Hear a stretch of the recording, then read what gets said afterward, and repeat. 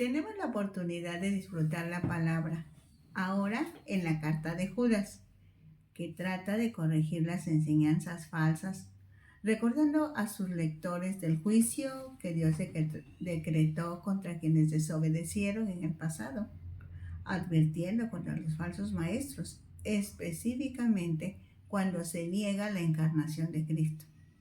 En esta carta, Judas recomienda a todos los cristianos que confiemos en todo tiempo en el amor de Dios. Confiemos en todo tiempo en el amor de Dios. Vamos a hablar con Dios. Nos hace bien orar. Padre, en el nombre de Jesús te damos muchas gracias por la bendición que tenemos, primero de haberte conocido, de disfrutar tu presencia, de sentir tus caricias, de sentir tu correctivo también, Señor, de saber que somos tus hijos y tú nos corriges cada vez que sea necesario. Gracias por tu perdón, gracias por todo, Señor. Gracias por los oídos ungidos que en algún momento van a escuchar esta enseñanza y otras más. Gracias por las personas que por mucho tiempo han estado respaldando, soportando, trabajando para que el Evangelio pueda ser divulgado y la palabra pueda ser disfrutada por mucha gente hasta donde tú quieras que llegue. Gracias, Dios. Amén. Entonces vamos a Judas en sus primeros 2 versículos. Esta carta solo tiene un capítulo. Dice: Judas, siervo de Jesucristo y hermano de Jacobo, a los llamados, santificados en Dios Padre y guardados en Jesucristo. Misericordia y paz y amor os sean multiplicados. Judas era hermano de Santiago. Ambos eran hermanos de Jesús, porque los 3 fueron hijos de María, la esposa de José, aunque Jesús fue engendrado por el Espíritu Santo. Recordemos que 6 meses después de la concepción de Juan el Bautista, el ángel Gabriel fue enviado por Dios a una virgen llamada María. Ella vivía en Nazaret, una población de Galilea, y estaba comprometida con un carpintero, José. A ella le fue anunciado que su hijo recibiría el trono de David. El ángel anunció a María que ella era objeto del favor divino. Tendría un hijo al que llamaría Jesús. María preguntó cómo podría ser tal cosa por cuanto ella era virgen. El ángel le respondió que ella concebiría por el poder del Espíritu Santo, por lo cual también el santo que nacerá será llamado Hijo de Dios, dice Lucas 1:35. Estas palabras revelaron a María que ella había sido elegida para ser la madre del Mesías. Aceptó con fe y humildad el honor que Dios le confería de una manera tan misteriosa. El ángel le informó que Elizabeth, su prima, iba a tener también un hijo. María se fue entonces a la población en los montes de Judá, donde vivían Zacarías y Elizabeth. María se quedó 3 meses en casa de Elizabeth y bajo su protección. No volvió a Nazaret hasta poco antes del nacimiento de Juan. José, que se proponía repudiar a María en secreto, supo mediante una visión la causa de su embarazo. Recibió la orden de tomar a su mujer con él y de dar al niño el nombre de Jesús, porque él salvará a su pueblo de sus pecados, dice en Mateo 1:21. José se acordó de la profecía de Isaías. El Mesías debía nacer de una virgen. Obedeció entonces la orden de Dios y tomó a su mujer consigo, pero no la conoció hasta que dio a luz a su hijo primogénito y le puso por nombre Jesús. Este matrimonio protegió a María y salvaguardó su secreto. El niño tuvo a José como padre legal y vino a ser también el heredero de David. El nacimiento del niño tuvo lugar en Belén.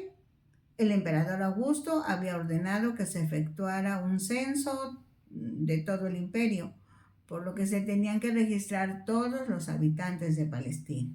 José tuvo que dirigirse hacia Belén porque descendía de David y María lo acompañó. Allí nació Jesús. Su madre lo envolvió en pañales y lo acostó en un pesebre, según Lucas 2:7. María, llena de maravilla y de fe, oyó a los pastores hablar de su visión nocturna, de la proclamación de los ángeles, anunciando el nacimiento del Salvador. 40 días después de su nacimiento, María y José se dirigieron a Jerusalén para presentar al niño al Señor y para ofrecer en el templo el sacrificio demandado por la ley. María ofreció el sacrificio de los pobres, un par de palominos o 2 tórtolas.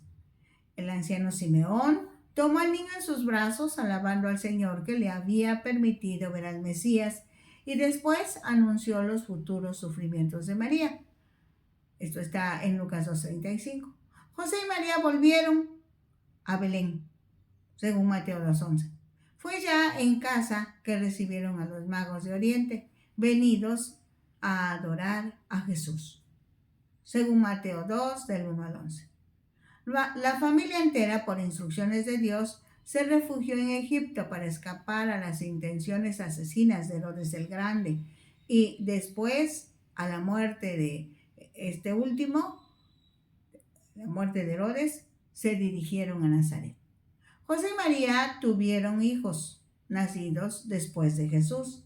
Parece que María y los hermanos de Jesús, según Mateo 13, 55 y 56, en donde aparecen sus nombres: Jacobo, también llamado Santiago, José, Simón y Judas, siguieron viviendo en Nazaret durante el ministerio del Señor.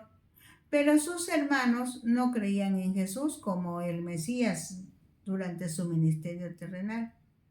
Sin embargo, se convirtieron en discípulos de él después de su resurrección.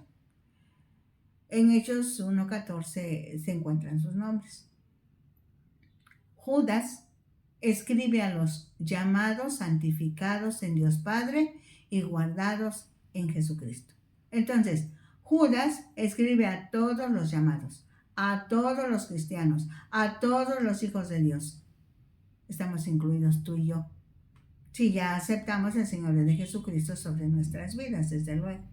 Dice, santificados en Dios Padre, los hijos de Dios que estamos en el proceso de santificación, o sea, separados del mundo y apartados para Dios, con la finalidad de presentar o representar a Jesucristo a los que no conocen a Dios, a fin de que la gloria de Dios se manifieste y se cumpla la voluntad de Dios, que todos los hombres vengan al conocimiento de la verdad.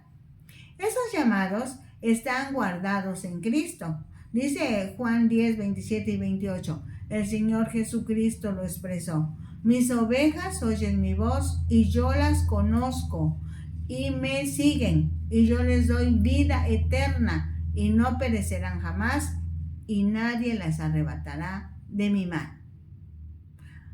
El versículo 2 de Judas dice, misericordia y paz y amor os sean multiplicados. Judas desea que el favor de Dios, eso quiere decir misericordia, la paz, que no necesariamente es ausencia de conflicto, puesto que las tinieblas siempre estarán amenazando, pero sobre todo el amor, porque Dios es amor, se derramen en cada corazón por el Espíritu Santo que nos es dado. Ahora vamos a los versículos 3 y 4. Dice, amados, por la gran solicitud que tenía de escribiros acerca de nuestra común salvación, me ha sido necesario escribiros exhortándoos que contendáis ardientemente por la fe que ha sido una vez dada a los santos. Una palabra distintiva entre los cristianos del primer siglo es amados. Sobre todo, amados de Dios, pero también amados por sus hermanos. Cuando los seres humanos nos sentimos amados, se sensibilizan nuestros sentidos, facilitándose nuestra relación con Dios y con los demás.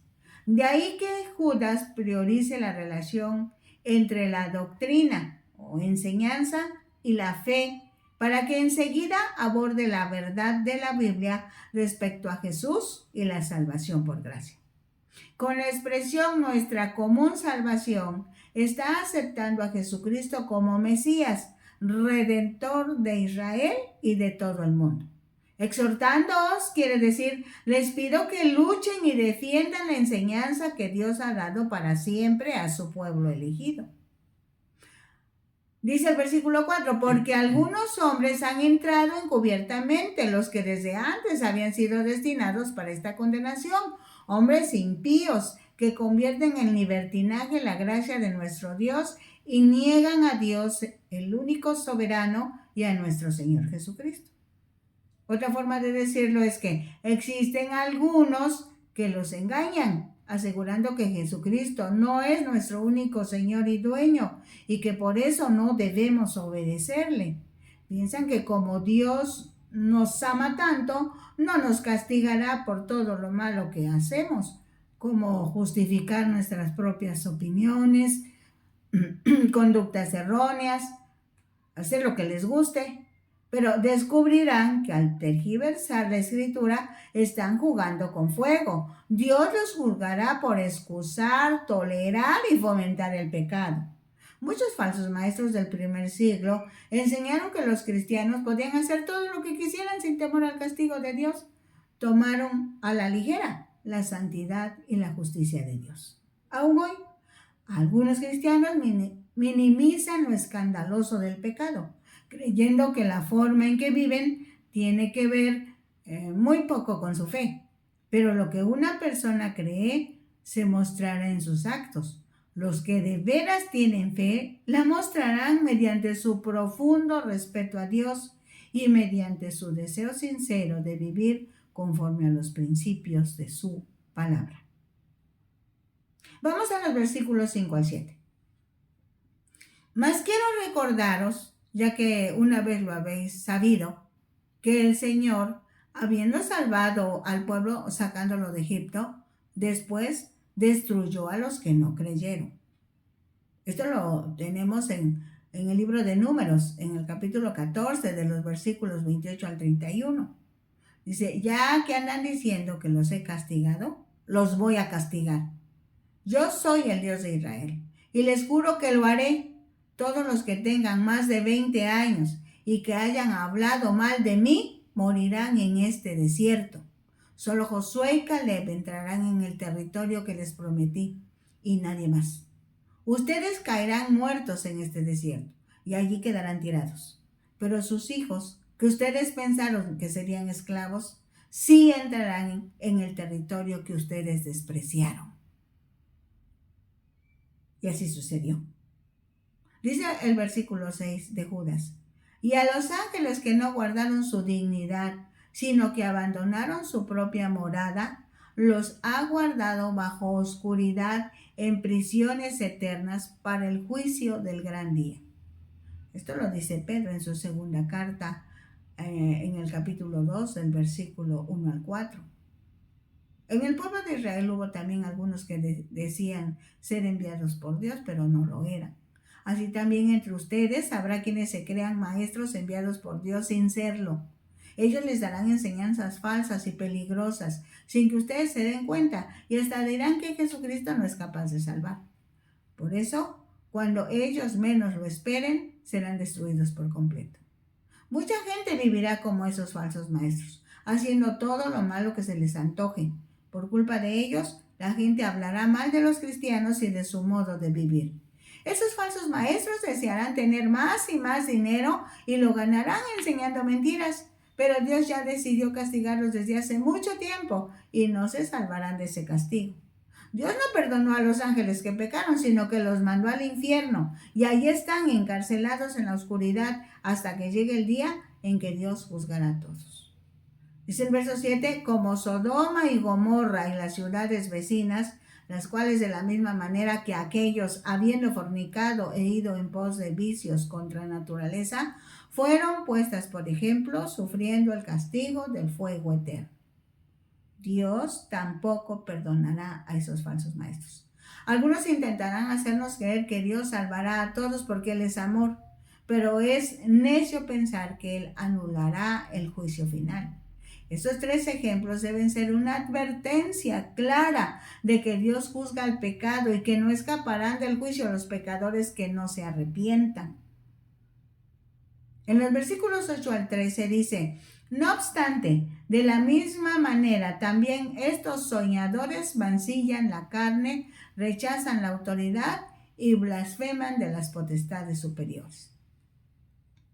Es probable que la expresión potestades superiores se refiera a los ángeles, porque así como los hombres de Sodoma insultaron a los ángeles, según Génesis 19, los falsos maestros a los que se refiere Judas se burlaron de toda autoridad. Es importante ver lo que dice 2 de Pedro 2, del 10 al 12. El castigo será especialmente para los que no obedecen sus órdenes y viven haciendo todo lo malo que se les antoja. Esos falsos maestros son tercos y orgullosos y no tienen miedo de insultar a los ángeles buenos. Sin embargo, los ángeles, aunque son más poderosos que esos falsos maestros, no se atreven a insultarlos delante de Dios. Esos hombres no entienden nada. Todo lo hacen por capricho y discuten acerca de lo que no entienden. Son como los animales que nacen para que los atrapen y los maten. Dice el versículo 9: pero cuando el arcángel Miguel contendía con el diablo, disputando con él por el cuerpo de Moisés, no se atrevió a proferir juicio de maldición contra él, sino que dijo: el Señor te reprenda. Arcángel significa ser el primero en rango o poder. Significa el más alto rango de las huestes celestiales. El único arcángel que se habla en las Escrituras es Miguel. Algunos escritos cristianos indican que este relato procedía de una obra judía titulada El Testamento de Moisés o la Asunción de Moisés. Una explicación similar de la disputa por el cuerpo de Moisés es que el diablo disputó el derecho de Miguel de enterrar a Moisés, porque éste había dado muerte a un egipcio, según Éxodo 2, 11 al 15.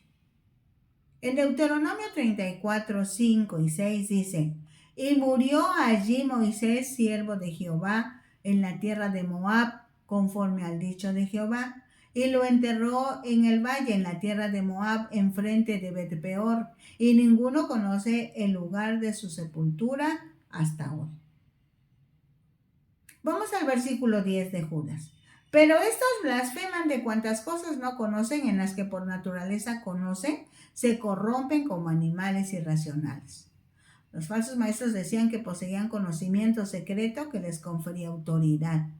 En realidad, la naturaleza de Dios va más allá de nuestro entendimiento, pero Dios en su gracia ha optado por revelarse a nosotros en su palabra y de manera suprema por medio de Jesucristo.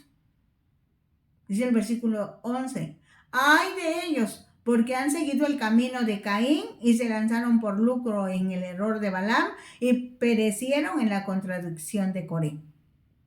Veamos. Caín, movido por la envidia y venganza, mató a su hermano, según Génesis 4, del 1 al 16. Balaam profetizó para obtener dinero, no por obediencia a los mandatos de Dios, según Números 22, 24. Y Coré se rebeló contra las autoridades designadas por Dios, anhelando el poder para sí mismo. Esto está en Números 16, 1 al 35. Estas historias tipifican a los falsos maestros, cuyas actitudes son orgullo, egoísmo, desconfianza, avaricia, codicia de poder y menosprecio a la voluntad de Dios. Dice Judas 1:12: estos son manchas en vuestros ágapes, que comiendo impúdicamente con vosotros se apacientan a sí mismos, nubes sin agua llevadas de acá para allá por los vientos, árboles otoñales sin fruto, 2 veces muertos y desarraigados, fieras ondas de mar que espuman su propia vergüenza, estrellas errantes para las cuales está reservada eternamente la oscuridad de las tinieblas. Cuando se celebraba lo que ahora conocemos como Cena del Señor en la iglesia del primer siglo, los creyentes se servían una comida completa antes de tomar el pan y el vino. A la comida se le llamó fiesta de amor o ágape. Ágape quiere decir amor sacrificial. y estaba destinada a ser un tiempo sagrado de confraternidad a fin de que cada uno preparara el corazón para la comunión. Todos los que llegaban podían degustar de una sabrosa comida y platicar con los asistentes. Muchos creyentes que eran esclavos tenían la oportunidad de comer bien en esa fiesta, porque como esclavos sus amos les daban de comer lo indispensable. Sin embargo, en varias de las iglesias esa ocasión se había convertido en un tiempo de glotonería y borrachera. En Corinto, por ejemplo, algunos devoraban la comida mientras otros se quedaban con hambre, según 1 Corintios 11, 20 al 22. Ninguna función de la iglesia debiera ser ocasión para el egoísmo, la glotonería, la codicia, el desorden u otros pecados que destruyen la unidad o apartan la mente de uno del verdadero propósito del encuentro. Dice Judas que los falsos maestros son como nubes en agua que el viento lleva de un lado a otro. Se parecen a los árboles que no dan fruto, pues han sido arrancados de raíz y están totalmente muertos, separados de Dios. En los versículos 14 al 16 tenemos otro pensamiento importante. De estos también profetizó Enoc, séptimo desde Adán, diciendo: He aquí vino el Señor con sus santas decenas de millares para hacer juicio contra todos y dejar convictos a todos los impíos de todas sus obras impías que han hecho impíamente y de todas las cosas duras que los pecadores impíos han hablado contra él. Hace ya mucho tiempo, Enoc, que fue el séptimo después de Adán, habló de esta gente y dijo: Miren, Dios viene acompañado de miles y miles de sus ángeles. Viene para castigar a todos los que hicieron el mal y castigará a todos los pecadores que lo insultaron. El verso 16 dice: Estos son murmuradores, querellosos, que andan según sus propios deseos, cuya boca habla cosas infladas, adulando a las personas para sacar provecho. En la Biblia, en lenguaje sencillo, dice: esta gente se queja de todo y lo critica todo. Solo quiere que se cumplan sus deseos egoístas. Habla con orgullo y cuando habla bien de los demás, lo hacen solo para aprovecharse de ellos. En los versículos 17 al 23 tenemos una serie de amonestaciones y exhortaciones. Nos permitimos leerla en la Biblia en lenguaje sencillo. Pero ustedes, queridos hermanos, amados, acuérdense de lo que ya les habían dicho los apóstoles de nuestro Señor Jesucristo.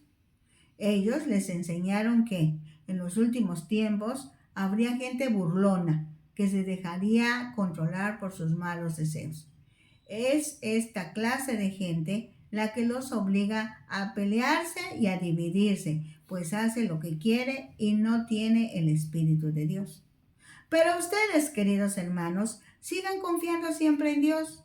Esa confianza es muy especial. Cuando oren, dejen que el Espíritu Santo les diga lo que deben decir. Orar en el Espíritu Santo es orar en el poder y en la fuerza del Espíritu Santo. Dice Romanos 8, 26 y 27 que de igual manera el Espíritu nos ayuda en nuestra debilidad, pues ¿qué hemos de pedir como conviene? No lo sabemos, pero el Espíritu mismo intercede por nosotros con gemidos indecibles. Mas el que escudriña los corazones sabe cuál es la intención del Espíritu, porque conforme a la voluntad de Dios intercede por los santos. Por otro lado, Juan, el evangelista, en su capítulo 14, versículo 26, dice: Mas el Consolador, el Espíritu Santo, a quien el Padre enviará en mi nombre, Él os enseñará todas las cosas y os recordará todo lo que os he dicho. Vayamos a Judas ahora al versículo 21. Confíen todo el tiempo en el amor de Dios y esperen el día en que nuestro Señor Jesucristo nos dará la vida eterna, pues Él también nos ama mucho. Juan en el Evangelio que lleva su nombre lo dice claramente: como el Padre me ha amado, yo los he amado, permanezcan en mi amor. Si guardan mis mandamientos, permanecerán en mi amor, así como he guardado los mandamientos de mi Padre y permanezco en su amor. Dice el versículo 22 de Judas: ayuden con amor a los que no están del todo seguros de su salvación. Rescaten a los que necesitan salvarse del infierno y tengan compasión de los que necesitan ser compadecidos. Pero tengan mucho cuidado de no hacer el mismo mal que ellos hacen. Una forma de ayudar a los que no están seguros de su salvación es viviendo la vida cristiana, para que sin decir palabras las personas puedan ver a Cristo en su diario vivir, siendo amables, compasivos. A otros realmente los sacaremos del mismo infierno.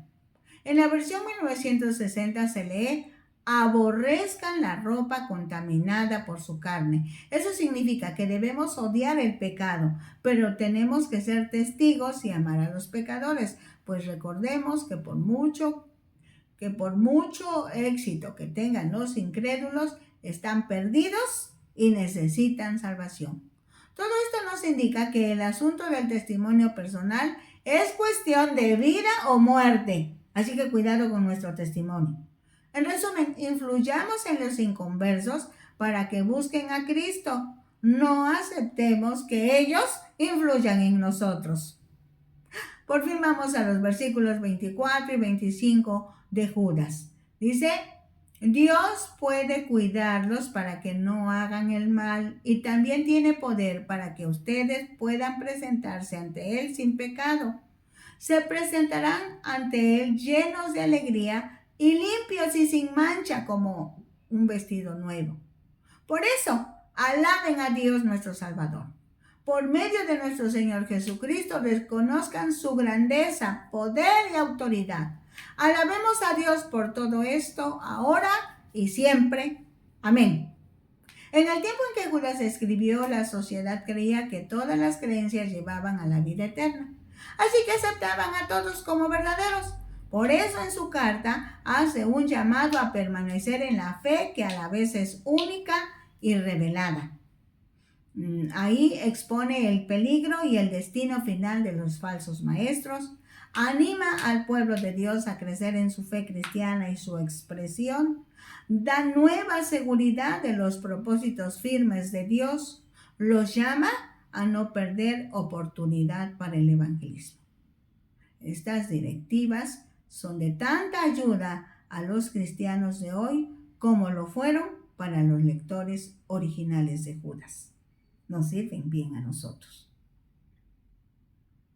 Les invitamos a sintonizar Ventana Virtual Radio Cristiana, la señal que edifica, a la televisora Surimar y a la unión de emisoras cristianas por internet que están uniendo al mundo con el Evangelio de Jesucristo. Van a encontrar estos materiales en Facebook, búsquennos como Disfrutando la Palabra, y también pueden encontrar a nombre de Rosadel Hernández Ojeda los mismos materiales en YouTube, y les recomendamos cariñosamente que se suscriban. Les amamos en Cristo.